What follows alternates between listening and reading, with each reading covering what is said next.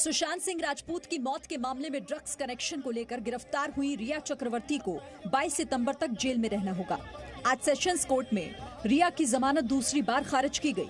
फैसला सुनाते समय जज ने कहा कि ये एक गंभीर अपराध है और इसकी पूरी जांच होना बेहद जरूरी है।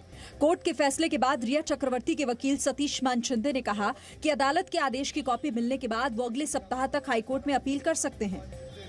रिया के अलावा उनके भाई शोविक चक्रवर्ती, अब्दुल बासित, जैद विलात्रा, दीपेश सावंत और सैमुअल मिरांडा की भी जमानत याचिका को कोर्ट ने खारिज कर दिया। ड्रग्स मामले में एनसीबी यानी नारकोटिक्स कंट्रोल ब्यूरो ने 8 सितंबर को रिया को गिरफ्तार किया था। फिलहाल रिया चक्रवर्ती भाईकुला जेल में ही हैं।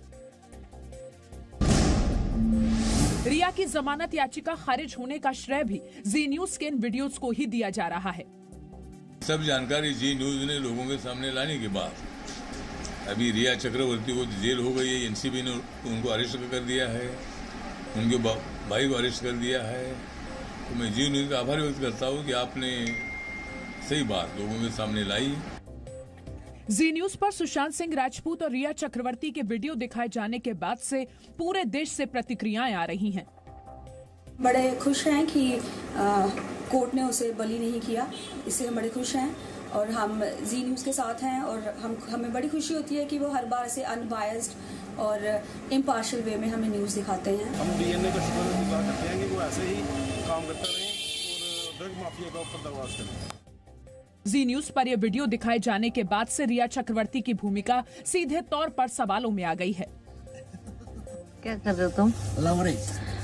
रिया और सुशांत पर जी न्यूज अब तक 4 एक्सक्लूसिव वीडियोस दिखा चुका है।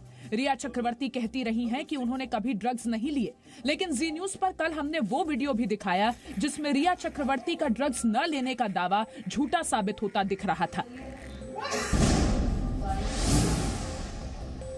एक्टर रिया चक्रवर्ती के ड्रग्स कनेक्शन को लेकर चल रही जांच में एनसीबी ने बड़ा खुलासा किया है। ड्रग्स रैकेट मामले में बॉलीवुड के 15 सेलिब्रिटीज पर एनसीबी की नजर है। इन सभी 15 लोगों के नाम एनसीबी की पूछताछ में खुद रिया चक्रवर्ती ने बताए हैं। एनसीबी को दिए रिया के 20 पेज के बयान में 2 युवा फिल्म स्टार का भी जिक्र है। एनसीबी सबको जल्द समन भेज सकता है। इन सभी सेलिब्रिटीज पर ड्रग्स लेने और उसे स्टॉक करने का आरोप है। ये सभी बॉलीवुड सेलिब्रिटीज बी श्रेणी के हैं। इसके साथ ही एनसीबी ने यह भी खुलासा किया है कि लॉकडाउन में सुशांत के घर से रिया के घर एक कोरियर भेजा गया था। सुशांत के घर से दीपेश सावंत ने कोरियर बॉय को एक कोरियर दिया था, जिसे बाद में शोविक चक्रवर्ती ने कोरियर बॉय से ले लिया था। इस कोरियर में आधा किलो बड्स था। कोरियर के पैकेट में बड्स के साथ साथ घर का सामान भी पैक कर दिया गया था। एक्टर कंगना रनौत का दफ्तर तोड़े जाने पर महाराष्ट्र के पूर्व मुख्यमंत्री देवेंद्र फडणवीस ने राज्य सरकार पर सवाल उठाए हैं। फडणवीस ने कहा है कि दाऊद इब्राहिम का घर नहीं तोड़ा जाता, जबकि कंगना का घर तोड़ दिया जा रहा है। आपने उसके घर जाकर तोड़ा। अब रोज शिवसेना के नेताओं के किसके किसके घर अवैध है, किसके ऑफिस अवैध है, ये चीजें बाहर आ रही है। आप दाऊद का घर तोड़ने नहीं जाते, उसका घर तोड़ने जाते। इस विषय को बड़ा किसने किया?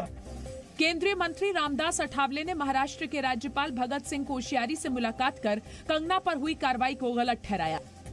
जिन अधिकारियों ने ये ऑर्डर निकाली और जो अधिकारी वहां तोड़ने के लिए गए थे, ऐसे लोगों पर कार्रवाई होनी चाहिए। ये मांग मैंने माननीय राज्यपाल साहब के पास मैंने की है।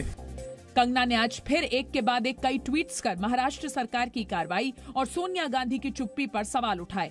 कंगना ने कहा कि एक महिला होने के नाते क्या उन्हें तकलीफ नहीं होती कि कंगना के साथ महाराष्ट्र सरकार ऐसा सलूक कर रही है? क्या आप अपनी पार्टी से नहीं कह सकती कि वो संविधान के सिद्धांतों को बनाए रखें जो हमें डॉक्टर अंबेडकर ने दिए थे?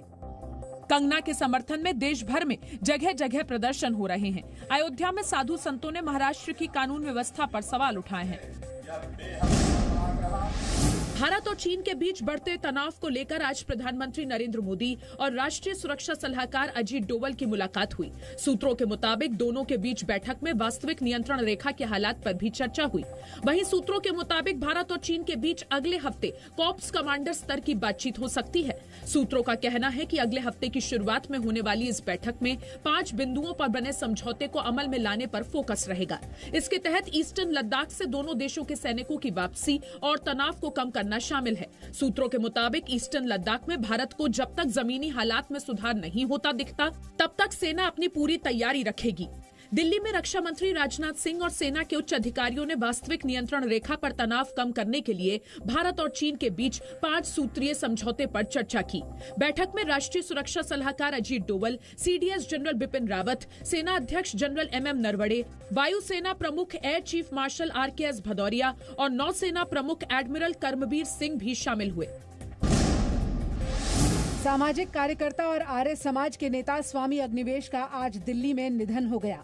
स्वामी अग्निवेश 80 साल के थे। मंगलवार को उन्हें दिल्ली के institute of liver and biliary sciences में भर्ती कराया गया। स्वामी अग्निवेश को लिवर सिरोसिस की बीमारी थी। इलाज के दौरान उनके शरीर के कई अंगों ने काम करना बंद कर दिया था। अस्पताल के मुताबिक आज शाम 6:30 बजे दिल का दौरा पड़ने से उनका निधन हो गया। स्वामी अग्निवेश 1977 में हरियाणा के शिक्षा मंत्री बने। उन्होंने 2011 में दिल्ली में भ्रष्टाचार विरोधी अन्ना आंदोलन में हिस्सा भी लिया था। Presenting B News app, available on Google Play and App Store. Download it now.